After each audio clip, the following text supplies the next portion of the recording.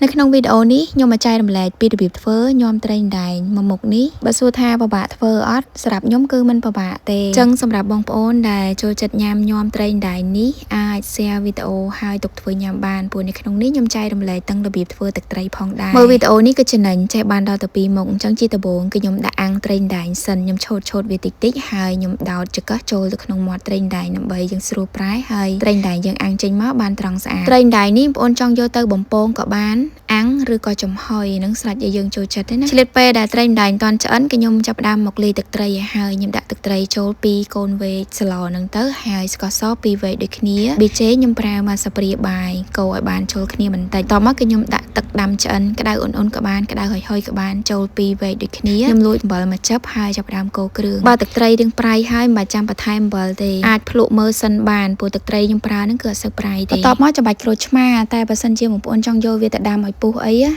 កុំតន់ចាំបាច់ក្រូចឆ្មាចូលចាំដាំឲ្យពុះទុកឲ្យត្រជាក់ហើយចាំបាច់ក្រូចឆ្មាហើយគ្រឿងដូចជាម្ទេសខ្ទឹមសជាមួយនឹងខ្ទឹមក្រហមហ្នឹងចាំទឹកត្រីត្រជាក់ចាំដាក់ដូចគ្នាសម្រាប់ខ្ញុំលាយជាមួយនឹងទឹកដាំឆ្អិនអញ្ចឹងខ្ញុំអត់យកទៅដាំម្សៅទៀតទេកលេចមកមើលត្រីដែងមកខ្ញុំវិញក៏បានឆ្អិនហើយអញ្ចឹងខ្ញុំស្រង់ចេញមកទុកឲ្យវាចុះត្រជាក់បន្តិចចាំបេះសាច់ពោបេះទាំងក្តៅអាចនឹងរលាកដៃអញ្ចឹងត្រីដែងហ្នឹងក៏ខ្ញុំបេះយកតែសាច់សុទ្ធហ្មងសំបីតែស្បែកក៏ខ្ញុំអត់ចូលដែរបើសិនជាលាយស្បែកទៅនៅពេលដែលយើងបំពងវាទៅឃើញខ្មៅមើលទៅអត់តំណងអញ្ចឹងណាតែបើសិនជាបងប្អូនធ្វើញ៉ាំខ្លួនឯងបាច់ចាំយកស្បែកចេញទេដាក់ទាំងស្បែកទៅត្រីដែង2ក្បាលនេះសាច់លឿងល្អ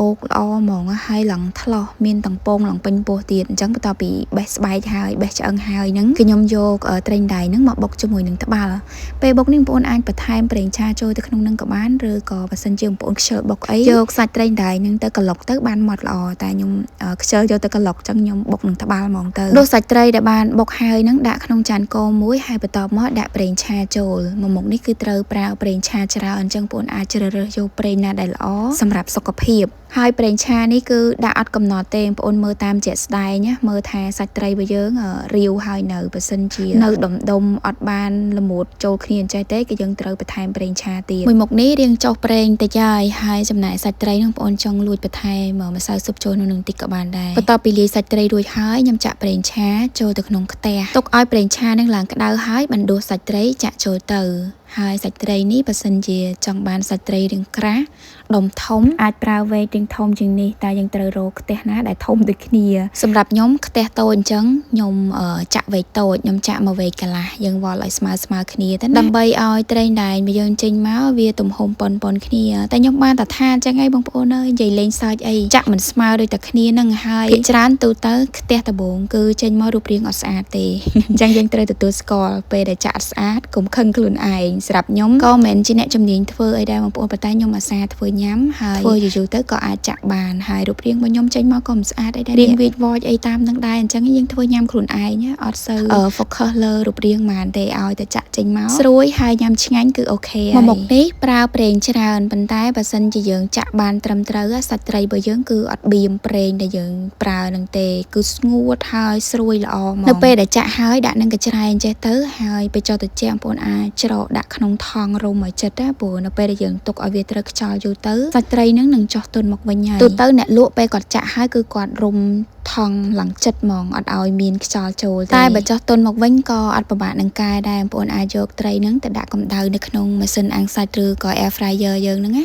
ក្ដៅតាមមកស្ទុះទៅគឺឡើងស្រួយមកវិញហើយបើខ្ញុំអត់បានច្រកក្នុងថង់អីត្រឹមត្រូវទេបើខ្ញុំត្រូវការញ៉ាំខ្ញុំយកទៅដាក់ក្ដៅក្នុងម៉ាស៊ីនអាំងខ្ញុំមកស្ទុះទៅស្រួយមកវិញហើយរបៀបញ៉ាំនេះគឺបន្លែមានតែប្រហែលមុខទេមានដូចជាសាឡាត់ស្រួយស្វាយដែលមានរសជាតិជូរតិចមកជាមួយនឹងម្ទេសហើយនឹងខ្ទឹមក្រហមបន្តិចសម្រាប់អ្នកដែលគាត់ចូលចិត្តហើយខ្ញុំឃើញបងប្អូនខ្លះគាត់លក់មានដាក់ស្តេចដីដែរតែខ្ញុំអត់ចូលចិត្តចឹងខ្ញុំអត់បានបន្ថែមទៅក្នុងនឹងទេជាពិសេសបន្លែមុននឹងញ៉ាំដាក់ក្លាសេឲ្យត្រជាក់ទៅបានញ៉ាំកាន់តែឆ្ងាញ់នៅពីក្រោយភាពស្អាតដែលបងប្អូនតែងតែឃើញជាប្រចាំគឺបែបនេះតែអស់បារម្ភដោយសារតែខ្ញុំមាន Sunlight ជាសាប៊ូលាងចានដែលជួយជំរះជាតិខ្លាញ់បានល្អ Sunlight គឺជាផលិតផលដំបូងគេបង្អស់របស់ក្រុមហ៊ុន Unilever មកពីចក្រភពអង់គ្លេសតាំងពីឆ្នាំ1884សាប៊ូលាងចាន Sunlight មានចរាចរណ៍នៅលើទីផ្សារកម្ពុជាតាំងពីដើមមិនមែនជាផលិតផលដែលនាំចូលពីផ្ទះលេខ2នោះទេមូលហេតុដែលខ្ញុំជ្រើសរើសយកសាប៊ូ Sunlight ដោយបងប្អូនឃើញនៅក្នុងវីដេអូនឹងអញ្ចឹងប្រើតែមកតំណក់ពពុះច្រើនចំណេញចានណាខ្ញុំអត់ទាន់បានលាងហងគ្រាន់តែកលេងនៅក្នុងទឹកសាប៊ូបន្តិចឡើងជ្រះស្អាតហ្មង